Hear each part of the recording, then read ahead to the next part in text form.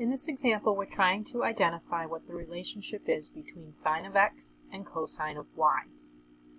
So if I'm talking about sine of x, I'm talking about this angle and the opposite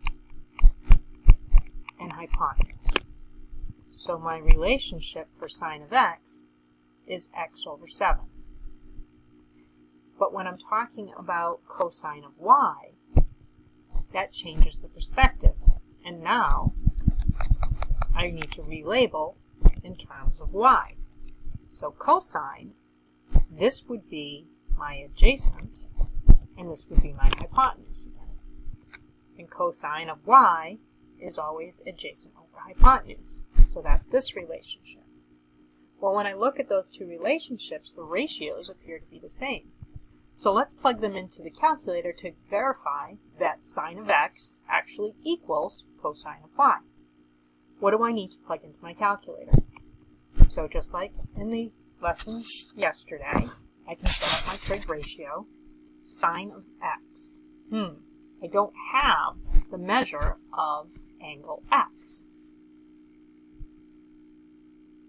So let's look at cosine of y first, and then we'll just go back to sine of x. Cosine of y, I have cos of 36 degrees equals x over 7. And remember from yesterday as well, when the unknown is in the numerator, we multiply. So I'm going to do 7 times cos of 36 degrees. And then I get 5.66 when I round off to the nearest hundredth.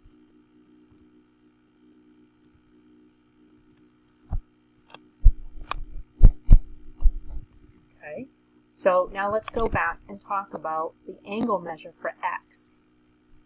In geometry, we should have had a lesson where when we talk about the two acute angles in a right triangle can be found by subtracting the one you know from 90 degrees.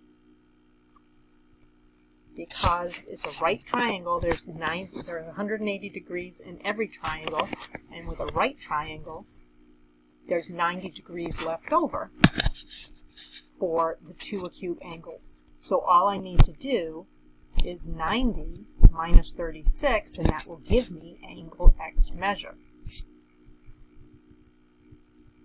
So that tells me it's 54 degrees.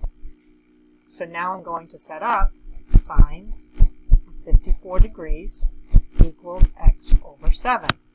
Well, just as down below, the unknown is in the numerator, which means I'm going to multiply.